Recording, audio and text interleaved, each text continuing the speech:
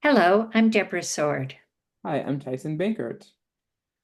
Deborah, we are over 60 plus episodes, all right? And half of them have been yourself sharing about your experience, about your knowledge, to those who have been listening. And I have also been listening, and a couple of things I was really curious about actually throughout. And so I have two major ones. So the first one for me is I'd love to know you use a lot of storytelling and metaphors to describe conflict management. Throughout many of the episodes, you particularly use different ways of describing it. So from your experience, from like bread making, lots of really interesting ways to describe how to support people in why it's important to be conflict competent. And so I'm just curious, like, why is that? How's that been in your experience? Why is that important to you, I guess, to be using that kind of way of storytelling? Um, and how have you seen it work? Wow. Um, Great question. Uh, People learn from storytellers. First of all, I come from a long storytelling tradition. Mm, My grandfather, and as I've mentioned before, I adored my grandfather, great storyteller. But we learn from stories more than we learn from lectures. We learn from case studies in university. As you know, I went to law school, I practiced law. Um, we study cases, we tell the stories of cases. Star Trek is one of my great teaching tools. I can do an entire course on conflict competence lessons in Star Trek, and mm, everything reminds me of Star Trek. Um, the importance of stories is you see it in parent-child relationships. You see it between intimate partners. You see it in friends. We remind ourselves of a similar time that something happened that reminds us of this. There's a lesson in the story, and people will remember the story long after they've forgotten the lesson. But if they think of the story, it will come back to them. And you tell stories as well. I notice that when it's you and I share the episode, and you tell personal stories about how something has happened to you. I remember those. Those have impact.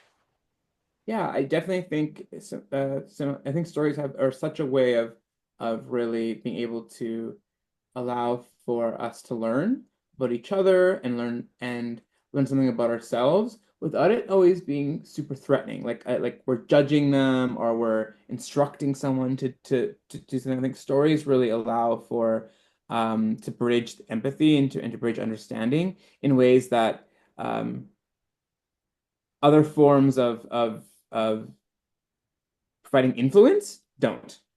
And I think for me, stories and being really empathetic, or being really vulnerable with people about, yeah, I've experienced that as well, or I can relate, or I think are really important for that connection. And sorry, Speaking, oh, go ahead. the other piece of this, you Hmm. just reminded me, we're always encouraging people to ask a good question. And if you're a storyteller, then asking a good question becomes so much easier. If you're in conflict with somebody and your mind can go to what's happening as if it were a story, then it feels so much safer to ask the person who's yelling at you what's going on for them because you're interested in their story. So if I'm having a conflict with somebody and I say, wow, what you just said is really interesting. Can you tell me more about it? I'm eliciting their story from them. When I do mediations, we always begin by saying, tell me the story of the conflict. That's the Mm, opening. mhm, mhm, mhm. So very true. I think it really allows for us to remove ourselves from being the character and more as the reader and being able to understand and be able to be really curious about what comes next in that story or be able to sort of piece it together, the plot in a particular way that doesn't have us maybe always feeling we're directly impacted by it. And some of the novels we read, one chapter is from this person's point of view, the next chapter is from another character's point of view, and that's so important. If I'm telling a story, the story of my conflict, the story of how I came to this work, the story of my high conflict childhood, then I get the other person's point of view, Mm. and we can integrate them. And I do a lot of integration of stories, the different points of view, because two truths can both be true at the same time, even when they're different. My something else I've gleaned from the mini episodes has been also your reference and admiration for other folks in in the world of conflict, mediation and negotiation. And I'm wondering, yeah, it's been really cool to hear just who has impacted you and the stories that they have shared about their experience. And so I'm just wondering, are there a couple of folks that you wanted to highlight that have really informed your work and your practice? Absolutely. John Paul Lederach was a big one. I used him in his work in my PhD. When I got my doctorate, my thesis was very reliant on his work, and he's so readable. And John Paul tells this wonderful story of a time that he was working with the leaders of um, drug cartels. I mean, Mm, these were people who had murdered. They were uh, highly dangerous, but they had agreed to meet and to discuss uh, truce. And that there was going to be a meeting, and the leader said, if I go to this meeting, can you guarantee my safety? Because the expectation was he would walk into the meeting and be met with his enemies' machine guns, and he would just be gunned down. And John Paul said, no, I can't. But I will tell you this, I will walk into that meeting beside you. wow, Wow. that's powerful. Yeah. And he did. I mean, he did. The mediators and peacemakers and peace builders, they put their lives on the line for peace. I admire them all so much.